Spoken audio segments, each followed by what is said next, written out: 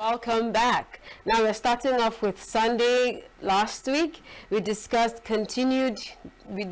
continued resident doctors strike in Nigeria, the aftermath, with Chima Nanyelugo. This is what he had to say. Unhealthy hours. And an unhealthy doctor is an unhealthy patient. When a doctor is not healthy, it means that the patient will also not be healthy. And I don't think there's any Nigerian that will want a tired doctor to treat him or her. So the whole thing is geared towards how do we improve the health of the citizens. And by doing how we do that is by making sure that doctors are healthy. There should be policy to limit the number of hours a doctor works. It is unhealthy for a doctor to be on duty 24 hours for 30 days, for 60 days. Some even do it for 30 months. Okay, and this is what we're saying. Let there be a policy. Now, doctors write exam in Nigeria is a West Africa exam. You write exam in Nigeria and you're given a certificate as membership. And in some countries like Ghana, where they even have better health indices than Nigeria, this certificate is accepted. Is given the relevance it should be. You are allowed to exit and even operate as a specialist. But this certificate had been downgraded in Nigeria to a level where even a tissue paper is better than it. And we're saying that what need is that?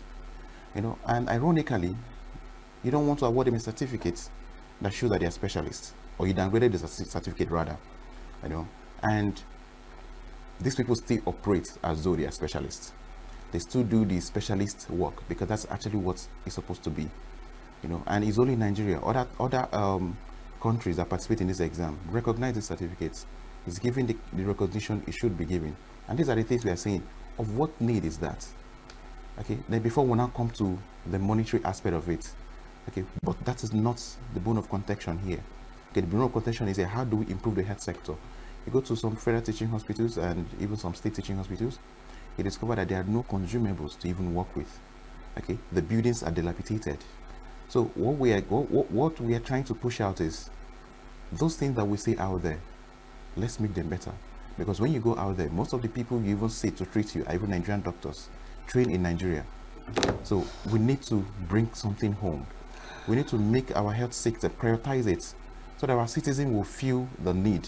But it's unfortunate that even the Nigerians that we're actually fighting this for are not even seeing how important this is. The strike is not even trending. What is even trending is a politician is having an issue with the wife, and that's actually what has been number one. What has been trending. But then this issue should be a national issue. It should be given the national emergency issue that it requires. I never expected that this strike was going to be up to 23 days. Okay, today is the 23rd day, and we have not even seen serious commitments from the federal government. At least based on the last update have been given us at the neck level. I've not seen serious commitments from the federal government, and it's quite unfair. Okay, it's quite unfair. Now, we've had series of protests, strikes in the past. I mean, I think this year, is this the first time the resident doctors are going on strike this year? Okay, well, because why I ask is, why is it that there is always, okay, we'll go on strike, and then the federal government will speak few grammars, and then the strike is called off after a couple of months? Why is there the inconsistency in the strike? If the resident doctors are after a course, I mean, why do you think they keep, renegotiating on terms with the federal government instead of sticking to what they want on one go? Okay, if you understand, health sector is a very critical place. Okay, it's a place where you don't actually want to shut it down. Yes. For every minute that the health sector is down, some individuals die. Yes. And some individuals that require some help may not get it, or may have to go and get it at an exorbitant price elsewhere. Those that can afford it. Now, in a long time now, there hasn't. Nigerian Association of Resident Doctors have not actually embarked on what we call an indefinite strike, but we've embarked on warning strike. The warning strike is to get attention, come and address this issue. This issue, some of them are dated back 5 years with promises. Okay, a lot of promises. At the end of the day, the government does not keep their own promises. Okay, now we have issues for those in federal teaching hospitals.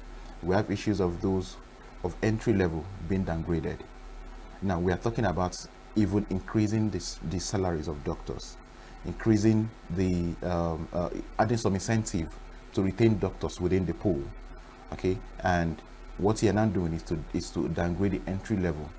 Okay, entry level that is supposed to be from 3.3, you are bringing it down to 2.2 and paying them, and by that you are changing the person, denying the person some almost about 200,000 or 150,000 or thereabouts. Okay, what the person should earn. That person will not be happy, and this is the same person, the same doctor that will have to go to the same markets. The children will have to go to school, will have to pay school fees, he has to pay rent.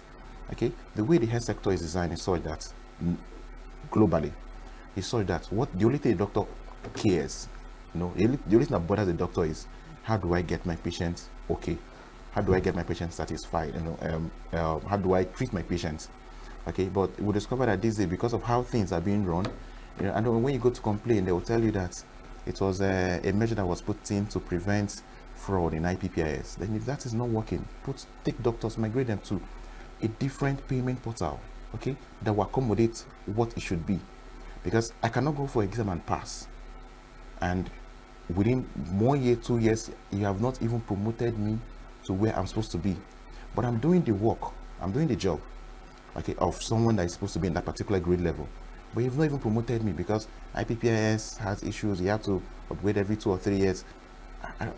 It doesn't make sense. This IPPIS, what exactly is It's a payment portal that is for the whole, every civil servant, federal civil servant. Okay. Okay. So it becomes an issue. But then you ask the question: is if a governor comes in with this IPPIS or whatever payment portal they use for them, if he has issue, would it be allowed to linger for 1 year, 2 years, 3 years?